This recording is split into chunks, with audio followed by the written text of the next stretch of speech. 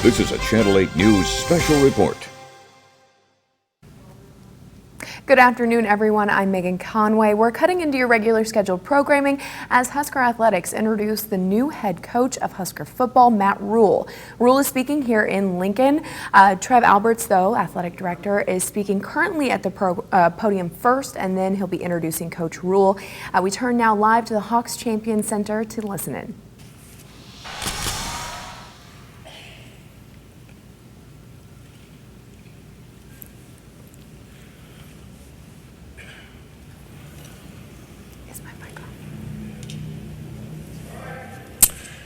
Okay, good afternoon, everybody, and welcome. Thank you so much for being here. What a great turnout.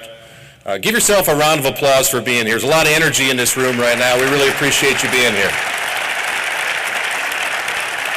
I know we've got some of our football team here and a lot of our staff and other student athletes, so we'd like to welcome you to the Hawks Championship Center. And of course, we'd like to welcome the Rhule family. Thank you for being here. So we're so appreciative of that. Today's a great day. Today's obviously a great day for our football program. It's great for our athletic department. I think it's great for our university, and it's really great for all of our alumni and the entire state of Nebraska. We have the privilege today of introducing the 31st coach in the history of Nebraska football, one of the best out there, in Mr. Matt Rhule.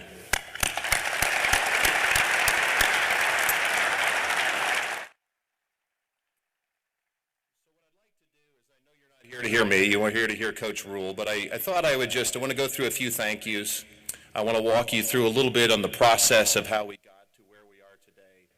I want to talk a little bit about the vision that we have for the Husker football program, and finally what those characteristics, key characteristics of our coaches that we were looking for that ultimately landed on Coach Rhule. First and foremost, I want to start by thanking Coach Mickey Joseph. And I'll tell you, Mickey Joseph and our staff and our players did an outstanding job. You know, many of you here recognize 9 games ago when we made a change, and Mickey Joseph was the head coach. Mickey did an outstanding job. I had a lot of respect for Coach Joseph prior to him becoming our interim coach. I have more respect for him now. The way that he worked, continued working, doing the right things, fighting hard for these young men, and investing in them was really something, and to see them have that moment against Iowa was really, really special. So really, really proud of Coach Joseph and his staff and our players, and I want to thank them. I want to thank President Carter. I want to thank Chancellor Ronnie Green. I want to thank our Board of Regent members who we have here. I want to thank Governor-elect Pillen. I'd like to thank our staff. I'd like to thank the media. And I'd like to thank you for giving me the space to run an effective search. I know it was a long time. I think it was the longest search in the history of Nebraska athletics, probably. But it was very meaningful to me that you all allowed us to do a real search and gave me the space to do that. So thank you very much for allowing me to do that. I'd like to thank my wife, Angie, and I'd like to thank our staff. The fact of the matter is, for the last couple months, I've been a little bit remote. This has consumed all of my time, and I'm just so grateful to have the staff we have in Husker Athletics who worked really hard to make sure that everything was moving forward appropriately, so I want to thank them. I want to thank Julie, Brian, Vivi, and Leona. Thank you guys so much for allowing your husband and your father to become the head coach at the University of Nebraska. You're going to love this place. Husker Nation is going to love you, and we're going to support you and your family. So thank you for believing in us, and thanking you. I want to thank you for being Huskers. This is awesome.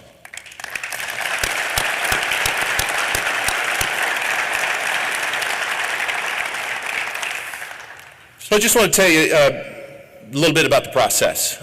We talked to, and interview is the wrong word, but we interacted with 13 coaches as a result of this process, and some multiple times. As I told you a long time ago, we were going to dive into a real detail-oriented process, and we wanted to talk to a lot of people.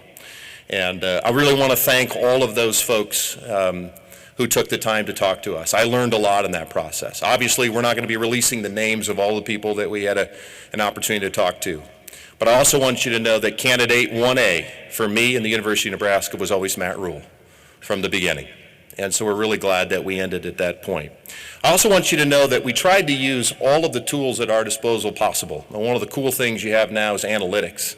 And so we really were able to dive into a lot of analytics and some of the detail behind that. We were able to use a firm that helped us look at successful Big Ten programs, looked at all of these candidates and trying to match up. Obviously, analytics aren't the primary driver, but it's a tool. And so we tried to use all of our tools for our benefit.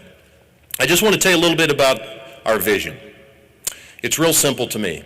The University of Nebraska always has been and always will be the premier development program in the country. That's our DNA, that's who we are. For those of you who drove up, you saw the Go Big project. You can see the investment of our donors into that. That's the brick and mortar behind the greatest development program in college football. That was going to be really important to me as we looked for our next head coach. Secondly, a focus on toughness. If there's anything this program's been about the last 30, 40 years is this is a program that's based on toughness. And so I was looking for coaches who understood what toughness looked like, what practice looked like, and ultimately getting back to the vision of being the most physical team on the field on Saturday. That's Nebraska football, that's Husker athletics, and toughness was a key component of what our vision was going to be. Third and finally was a clearly defined identity. It's something that I really believe in. We're going to believe in something, and we're going to dive into it, and we're going to play complementary football. And I believe that's what Coach Matt believes as well. He'll get a chance to tell you about his vision. So some of the quick coaching characteristics that we were looking for, and some of this is redundant. Obviously, we talked about this a little bit before, but an authentic leader. It's really important to me. We need leadership. We need someone that our players are willing to follow, and our coaching staff. And we have that in Matt Rhule. We need a man of integrity. This program's been built on integrity. We do the right thing all the time. And so having a leader of integrity was really important to us as well. A culture builder, a people manager, someone that understands how to build it brick by brick from the bottom was critically important to me. A process-oriented individual. Details matter. As you think about the Big Ten Conference and where we're going, and how USC and UCLA and perhaps others someday come into our league, and the level of coaching that's going to happen in the Big Ten, attention to details and process are going to be really, really important to our future. Being a grinder, as I've talked before, is really important. You got to work at this job. You got to be passionate about winning. And finally, a strategic thinker. And as we said about our process and talking to those coaches, there was one coach that consistently stood out from everybody else. One coach who went to multiple places at multiple levels and had the strategic vision to create the structure around what it took to win at that place. Let's be honest. We're at a critical juncture in our history as a football program. And having somebody that has a track record of understanding how to build a program at multiple levels and in multiple locales with multiple strengths and weaknesses was really, really important to me. Matt, I just want to thank you. I want to thank you for believing in me and believing in the University of Nebraska. I want you to know that Husker Nation is behind you. We're going to support you, and we're going to work as hard as we can to help you and our program be successful. And so it is now my distinct privilege and honor to get to introduce the 31st head coach of the University of Nebraska's football program, Mr. Matt Rhule.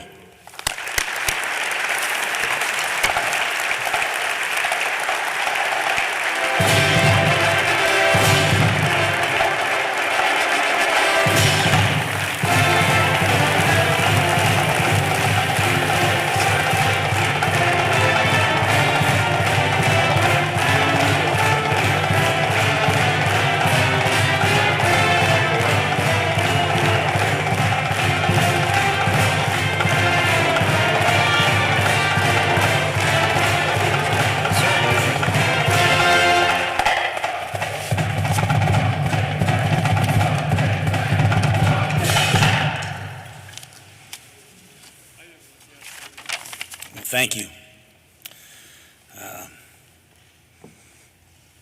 It was 1983. I was 11 years old, die-hard Penn State fan. The year before, Penn State had won the national championship. Now, some people in this room might disagree with that, but for me, they had won the national championship. And my father, my dad's a teacher and minister, and we were living in New York City. Had a chance to go out and see the Kickoff Classic. I had a chance to talk to Coach Osborne. I relayed this story, and I was watching the Penn State Nittany Lions take on the Nebraska Cornhuskers, and on that day, Nebraska won 44-6. And I can still remember walking back to the subway with tears in my eyes, wondering why Nebraska had to do that to us. Fast forward to 1994 and walked on at Penn State and found a way to find some ways to get on the team and play. And we had an undefeated season in the Big Ten, beat Oregon 38-6. And Nebraska went out and played the University of Miami and beat them. And once again, there were tears in my eyes as we finished without a national championship, and Nebraska did. And then I think about last Saturday morning, and my wife, Trev talked about grinders. Just so everybody knows who my wife, Julie, is. My wife, Julie, woke up yesterday morning at 6 a.m., put 3 dogs, 3 kids in a Sprinter van, drove 12 hours back to Charlotte, got there at 11 o'clock, ironed the kids' clothes till 12:30, was up at 4, and she's here smiling. She's a grinder. She's the best. And the University of Nebraska, that once brought tears to my eyes when I was 11, once brought tears to my eyes when I was in college, it brought tears to my wife's eyes. Because she's been telling me throughout this whole process, since the very first day that I got a phone call about a job and a university and different people have been coming at us, she has said, this place, these people, this is the right fit for us. This is the right fit for our family. So on behalf of my family, the most important thing in the world to me, my wife, Julie, my son, Brian, my daughters, Vivian and Leona, thanks for paying attention to me, guys. I want to thank Husker Nation. I want to thank the University of Nebraska. I want to thank Chancellor Green for this opportunity. But I want you to understand that this wouldn't be possible if it weren't for President Ted Carter. This would not be possible if it was not for Trev Alberts. It would not be possible if it was not for Angie Alberts. Because throughout this process, we found what we've been looking for. We found leadership. We found alignment. Like how do you put numbers like this up on the wall? How do you have the great seasons? How do you have 5 national championships? You need leadership and you need alignment. And I've learned that lesson. I've learned that no matter how fertile the seed is, man, it's got to be in great soil for the plant to grow. I could have taken a year off. Some people might think that, my wife was tired of me after 6 weeks. And while that might be a little bit true, that's not why I'm here today. I'm here today because as I talked to Trev, the passion for football was reborn inside me. The passion for young people was reborn inside of me. When we came to Lincoln, and we snuck into Lincoln, and we drove around, we said, you know what, this is a place that's committed to greatness. This is a place that's committed. Look at this facility that's committed to player development. These are people that love their university, that love their state, and love their football team.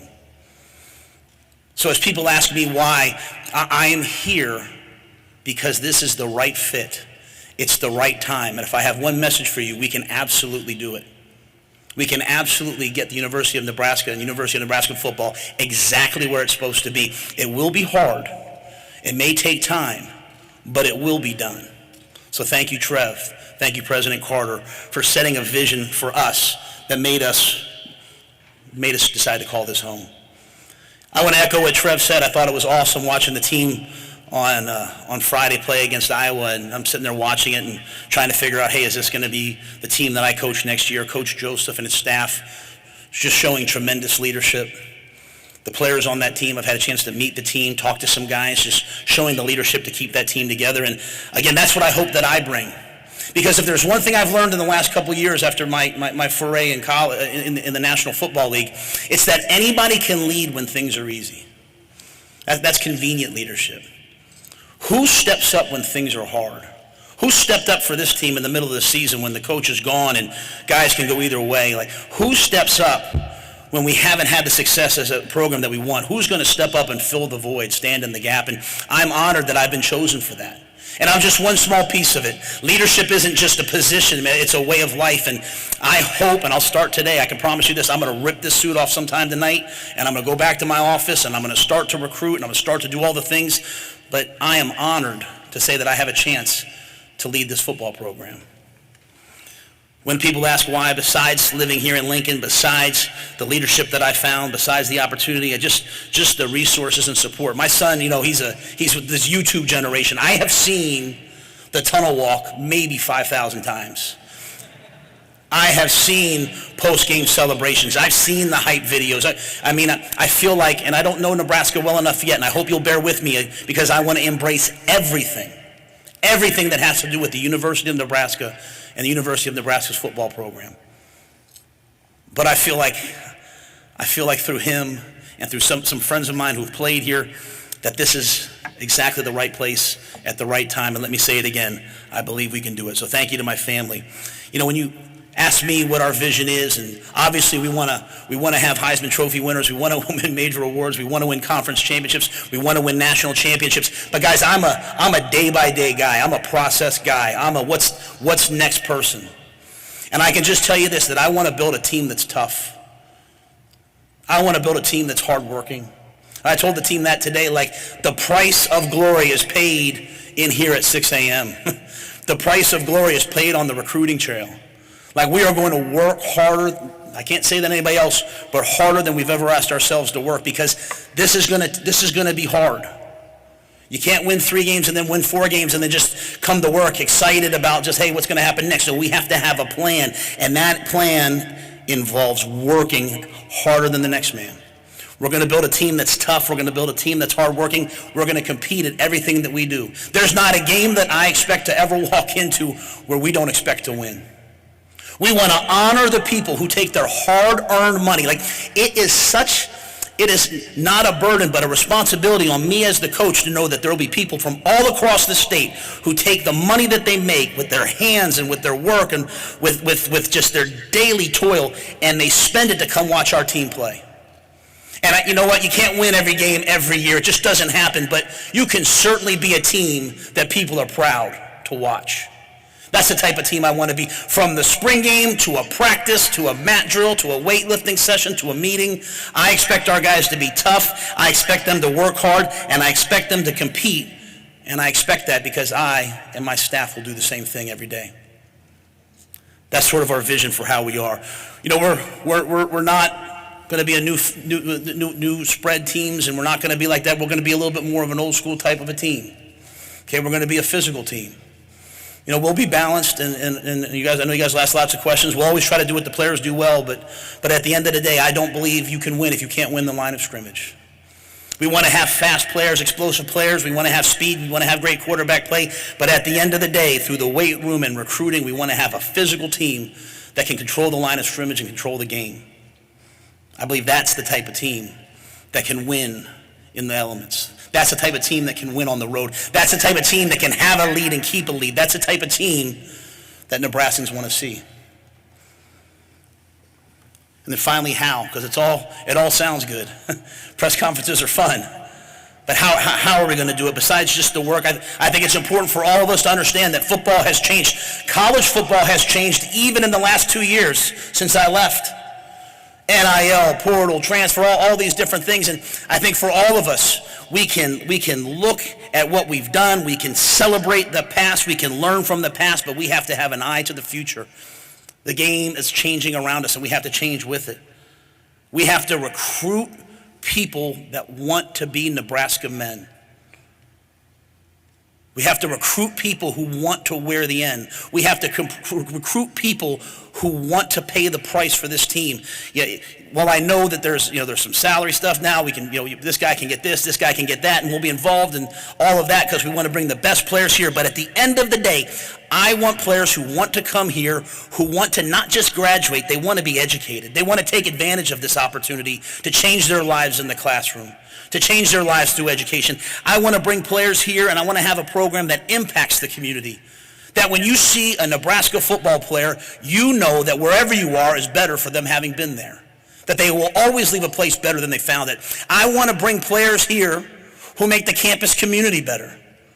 Like, you're not going to see me and my family hanging out. Like, you're going to see us at the local diner. You're going to see us at the salt. Like, that's who we are. We did not come here to live in seclusion. We want to be a part of this community.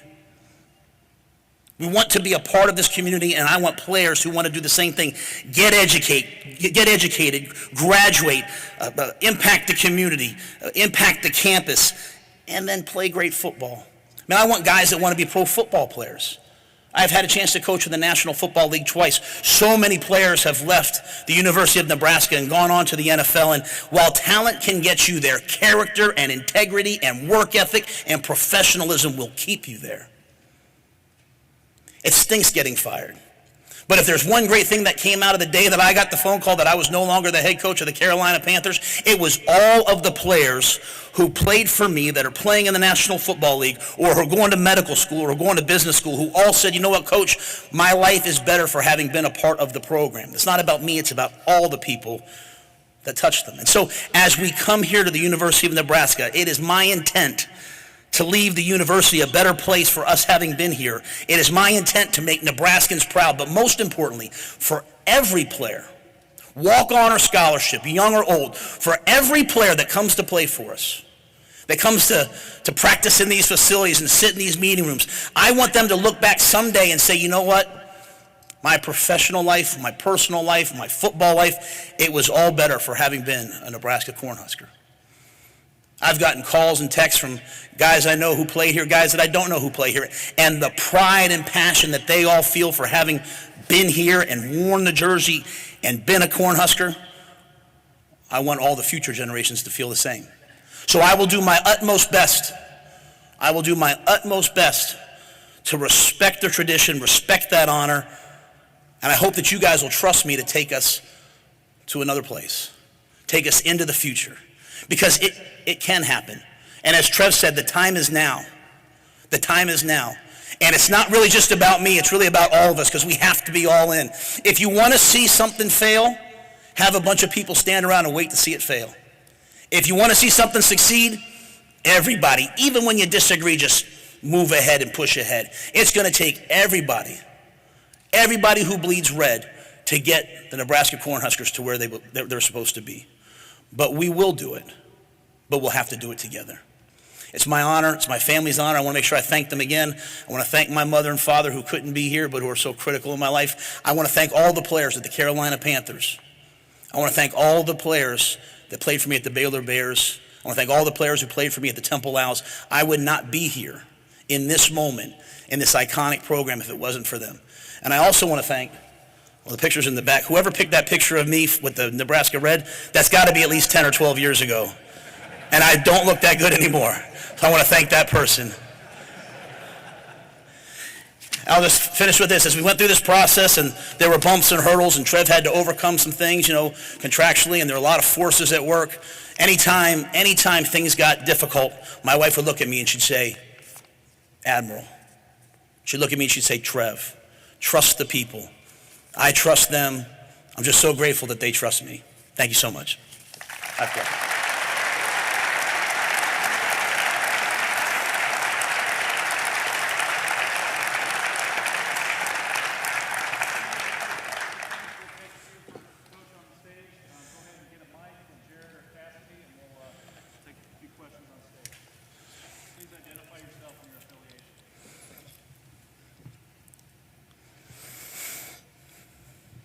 Steve Sipple, Husker Online.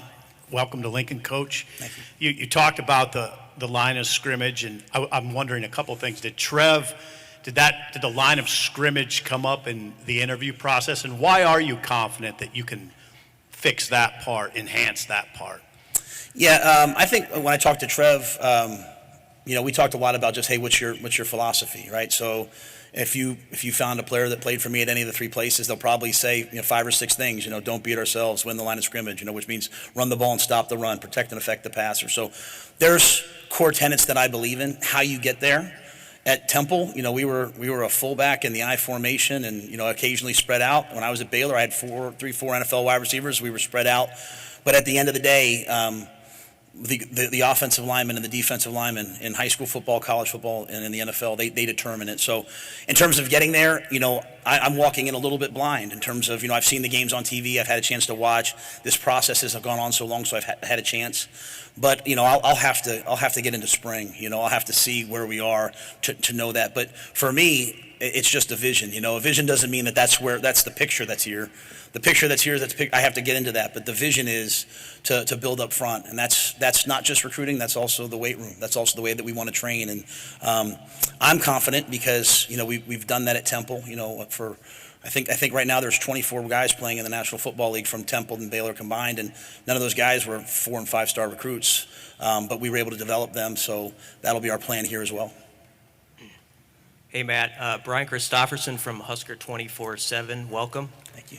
Have you had a chance to talk with Mickey Joseph? There's a lot of interest in him around here after the job he did. And what goes into the considerations of possibly retaining people who were on the staff? Yeah, I reached out to Mickey right when I got the job. I'm looking forward to talking to him at some point here and talking to the rest of the staff. I've been on both sides of it. I've been an assistant coach on a staff that's been let go, and I've always appreciated the coach coming in and talking to me. So I'll try to be thorough with that process over the next couple of days.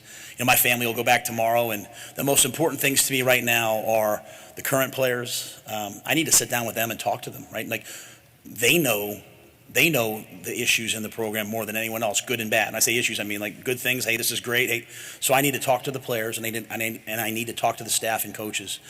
To me, it all comes down to fit. People have to want to be here, number one. They have to want to be in the role that they're in. And, we have to all move forward. Again, when I've not had success, it's when, some people are pulling in one direction. There will be a very clear vision, a very clear process for how we do things within the walls of the football program and, within the X's and O's. And so any staff member that's bought into that, I'd love to talk to. And I agree. I think Mickey did a fantastic job. And I've known Coach Joseph for a while before that, not personally, but professionally. Excellent recruiter. Players love him. So I'm anxious to have a chance to visit with him and the rest of the staff. Hey, Coach, Sean Callahan with Husker Online. I'm just curious, how important is this first week, obviously, to get the roster stuff figured out, but to learn the NIL, the transfer portal days, December 5th, you go on the road on Friday to start seeing recruits. These first 4 days in Lincoln, how big are they just to kind of figure out where this is all going for you? Yeah, I literally, I got home that first day after no longer being the coach in Carolina and had a school call me. And so I've been working on this for a while, again, there was a lot of thought in our family that we would take the year and take the year off and, just spend some time together. And I think that's really important. I think it's important for recruits to hear. I've told every recruit I've talked to, like, man, I'm not making more money to work today than I would have been if I was playing golf back in Charlotte. Like, I could be on the golf course making the same money today.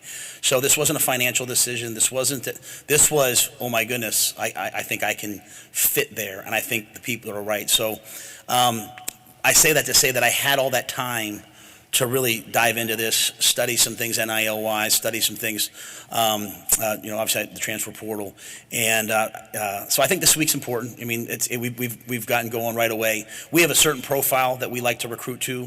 We like big, fast guys. Even if they're a little bit developmental. So we want to get as much speed as we can get anytime we can get it. So we've already gotten started with that. We just need to sit down with the guys that are here and see who else they were recruiting besides